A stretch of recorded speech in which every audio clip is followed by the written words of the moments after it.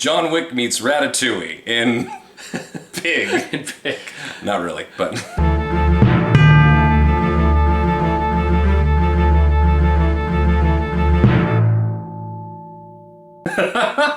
If you want a movie where Nicolas Cage stares dead into your soul and rips it out and then asks you where his pig is. That's this movie.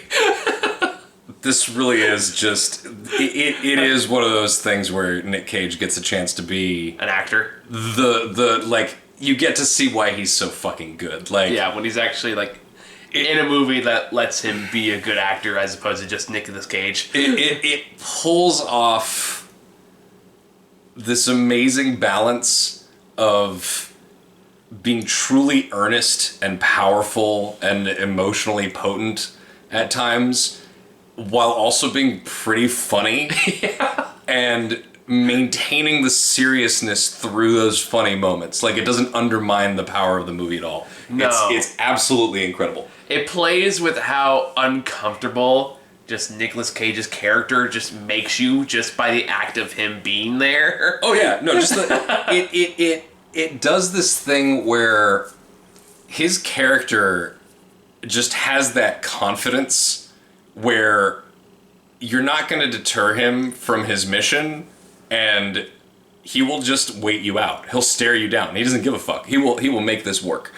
And God, it's really well structured. I was very impressed by this. I'm granted, the movie makes it sound like it's going to be more of a revenge thriller kind of way, or the trailer, I should say. Yeah. So this movie doesn't go that direction, although he does look like he's going to snap and just break somebody's neck at any given moment. I was expecting violence. I was expecting a lot of violence, and there's there's barely any violence in this movie. No, if anything goes the other direction. It is an incredible meditation on loneliness and existentialism and just a lot of very profound life shit. And it does it in a really amazing, beautiful way. God, it's how do you even say much about this without spoiling it? I think what you can say about this movie is it's a much quieter movie than I think you'd imagine this. Yes. This movie knows how to use silence. It uses a lot of atmospheric storytelling. Yes. And the pacing and the slow reveals are actually masterfully crafted. Yeah.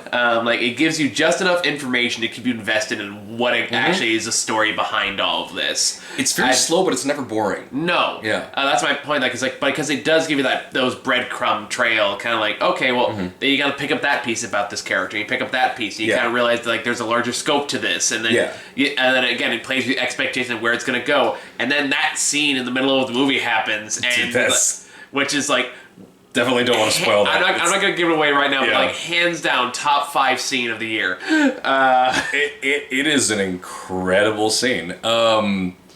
It's God. So there are elements of this that when I reference John Wick as a joke, it is largely a joke in the sense that it's not a violent movie because that's what everyone remembers about John Wick. But what I loved about John Wick was the lore, and one of the cool things about this movie is that he kind of has a similar effect on people when people start hearing his name. They're like, "Oh, it's you. Oh, okay. Wow." And just he has a reputation of some kind that you start to slowly understand over the course of the movie. Yeah. But that effect that he has on people really just kept on bringing up John Wick in my mind. Yeah. Where everyone's like, oh, it's John Wick. Oh. It's just that fucking level of stuff. That kind of stuff is in this movie, and it's pretty entertaining. And just the basic setup for those who don't know this movie is Nicolas Cage in this movie plays a character who's kind of mysterious, kind of a hobo-looking dude who lives in a small cabin in the middle of the woods somewhere. He's a hermit. He's a hermit truffle pig farmer, truffle I guess. guy. Yeah, he has his pet pig who he adores, who helps him look for truffles, who he sells to a rich guy. We should mention the pig is fucking adorable. The pig is absolutely adorable. Super cute. Actually makes a pretty good sales pitch to get pig as a pet. Yeah. So the pig helps him look for truffles. He sells the truffles to this rich kind of prick, and then that's his life. He just lives casually in this forest. He's happy. He's content in his life. He stays away from people. That's the way he likes it. He's good to go. Yeah. Then one day, these people break into his cabin and steal his pig, and he decides he needs to go after it. And that's like the bare minimum plot I can give you without giving anything away. Again, kind of John Wicky. Like, I mean, they don't like murder the pig in front of him and he goes on a revenge spree or something, which I guess is, I didn't see the trailer, so. Like, that's kind of what the trailer implies. Yeah, it's not that. No. The funny thing about this to me, and again, I can say this without going into spoilers, is the fact that you kind of expect a movie like this, that the reason he shut it is just because he doesn't like people, doesn't trust people, doesn't understand people, and that's kind of true, but at the same time is also like comparative to most movies that take this route. It's actually more the other direction where he understands people too well, to an almost like photographic degree. And when that's actually it's actually used and stated and exploited, like, there's some real kind of deep fucking humanity that gets expressed in that. Just there's one line in particular that I will remember for a while, I hope, which is just really, honestly, a profound and beautiful and kind of sad meditation on the nature of life and passion.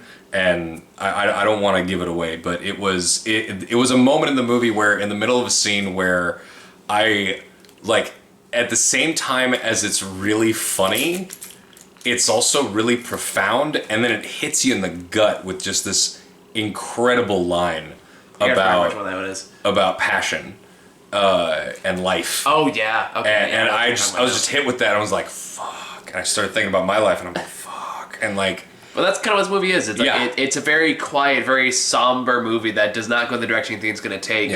Anyway, you think it's going to lead to this more bombastic kind of finale. It really kind of doesn't. It pulls back and leads to this quiet, personal kind of it's meditative moment. And you're just gotta stick there. It's like, again, like, that's when the raw humanity comes out in it. For a movie that's about a man and his pig, there's a shocking amount of just humanity in this. And I don't know what else I can say about this, not going into spoilers. he pursues his pig with the tenacity that John Turturro pursues his hat. Do you remember Rear Window? Oh, wow. You stole my hat. I forgot about Rear Window. It's a bad movie. It is a bad movie. This is miles and miles a better movie, but just I love the idea of someone single-mindedly pursuing a goal and just hearing them repeat that throughout the movie, just to comedic effect sometimes, but definitely earnestly enough so that you feel that. But I loved the soundtrack to this. It reminded me at moments of the certain parts of the soundtrack for Disco Elysium, and Still gotta play that one. A little bit of with a tinge of Last of Us, like just really beautiful atmospheric guitar and string instruments, just making really great textures in the background while also having really nice melodies. Like, it's just a really gorgeous soundtrack that gently lends itself to the mood of the whole movie. I really loved it. The cinematography is great. And again, give credit to the performances too, because we really do need to talk about Nicolas Cage's performance in this, because it's been a long time since I've seen him like genuinely act in something that's genuinely good. Well, it's an understated performance. He reels it in like almost all of the time. There's almost no part of the movie where he actually bursts out.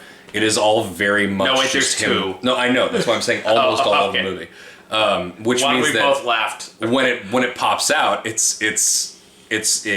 works. It's almost like the bathroom in Mandy. Yeah. And that's another thing. Like, Mandy's another movie where there are parts of it that are just like wild and over the top and pretty funny, but in the middle of it, at the same time as Nicolas Cage's performance was over the top, it also felt really deep and genuine. And between that, you had Willy's Wonderland, where he spends the entire movie without saying a fucking word. Yeah, playing pinball. Because he really means he has boundaries. He values his union breaks. He is very, very punctual with his schedule as an employee.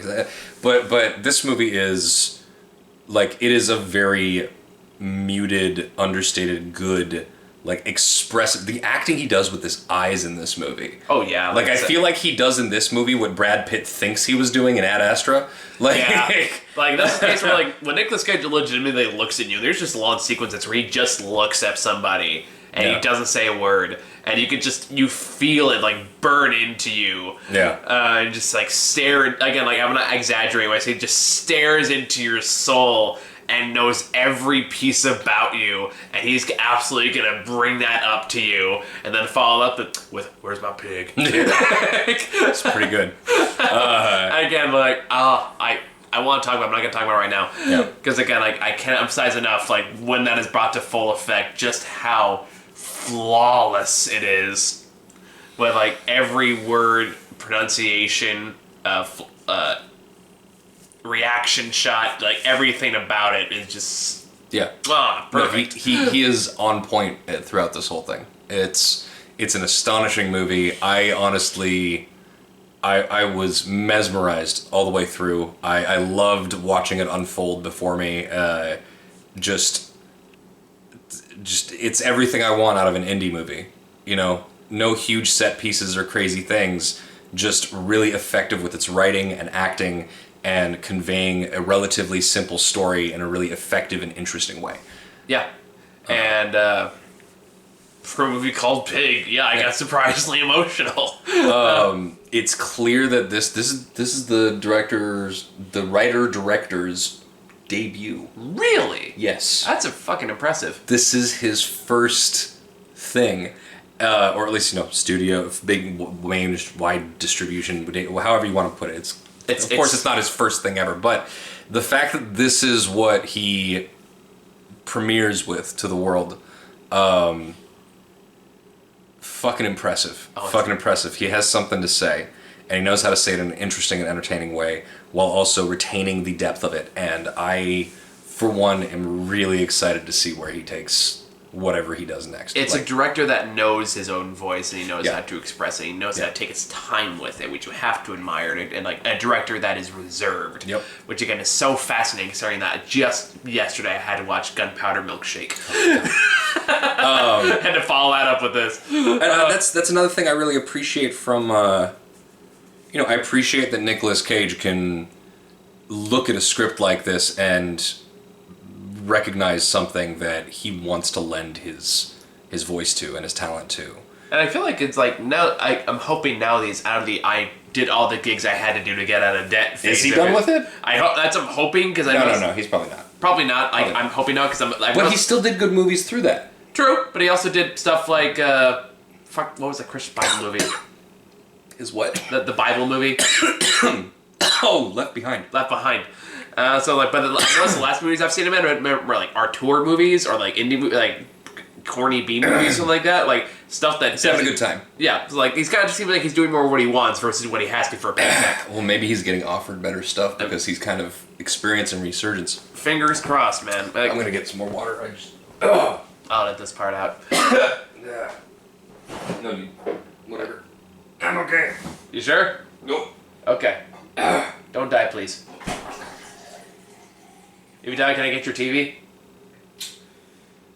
Yeah. Okay, cool. Well, in that case, I'm kidding. Don't die.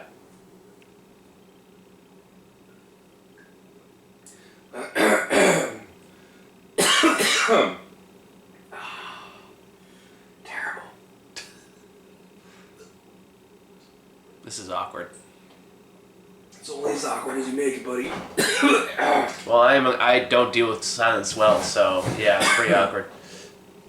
What part of this sounds silent to you? The part where I'm sitting here pantomiming in front of a camera. You pull a gigantic thing of coconut milk. It's Calpico. Oh. Anyway. That's gonna be a weird edit. Anywho, so do we want to go into spoilers for this or? I kind of don't. Yeah, because I don't want to get like 5 comments like in Riders of Justice like, why'd you guys go into spoilers? It's like, because I fucking warned you we were going to go into spoilers. Put a spoiler warning for a reason, assholes. Like, like just learn how to listen. Why are you watching this if you're not going to pay attention? I mean, you know what? That means they didn't watch the whole review. That means they just skipped around. That's actually probably Shame true. on them. That's your own Shame fucking on fault. them. It's your No. own fucking fault. No, it's when we do spoiler sections, we very clearly mark it ahead of time. Like I've made a point to be careful of that. I've jumped up your ass a couple times about that. Like, I remember.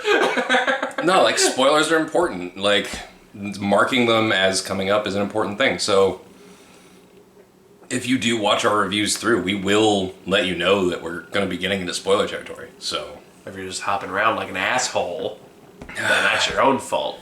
yeah, way to retain viewers, Michael. 3,000 has changed you. 3,000 subs has changed you, Michael. 3,170, thank you. That's what I'm saying. I'm getting too big for my britches. Please don't take your pants off. Well, that's gonna be awkward when you pan the camera down. No, it's... that's what britches are. They do pants. I'm familiar with what britches are. Okay. Anyway. Yeah, just go watch this. This is a really good fucking movie. And probably the best in theaters right now. It is really good. It is really, really good.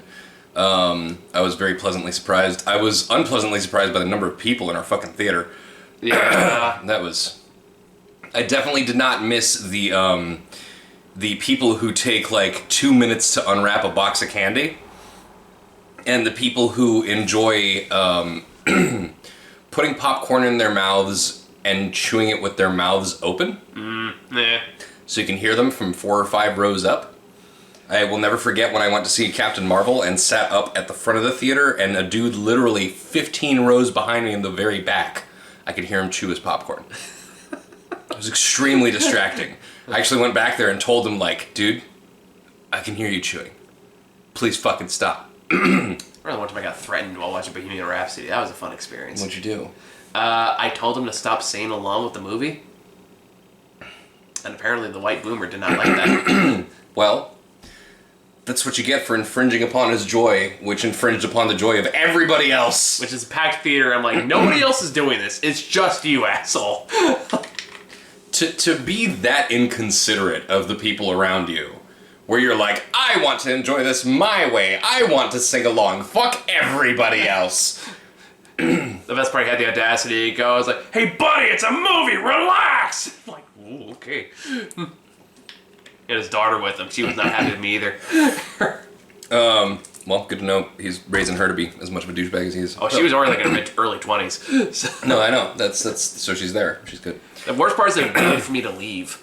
Like, they're in the same room with me, and I'm kind of like, I'll just wait for them to leave. I don't want any trouble. I don't want to get in a fight. So like, I'm sitting there like, and they're not leaving, and I realized like, oh fuck, they're waiting for me. Oh. So then I got up and I went the other way, and then they got up and started walking parallel to me down the rows.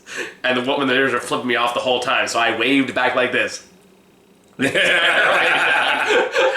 Yeah. My favorite experience like that though with us was when we went to watch Robin Hood. Rubbish. No, when people were mad. Remember that first 5 minutes when people were like kind of mad at us for laughing? Yeah. And then all of them were like, oh shit, they're right. Like we immediately saw how bad it was, and some people were like, no, it's good, and then they're like, oh fuck, it's not. I still remember just that guy behind us who would just like, Oh no, that dude was legendary. just rubbish. I just heard him say, and like towards the end, it's like, I can't do this anymore, I'm out. I just want to know what kinds of other movies he goes to, because I want to go to like, I want to keep going to the Mercado and hope to run into him again. Oh man. Maybe he'll come see another terrible movie and pipe up, and we'll be like, hey! Robin Hood, a few years ago, remember? He's like, oh yeah, that was rubbish, and we're like, he said the thing! Ah! Like, yeah.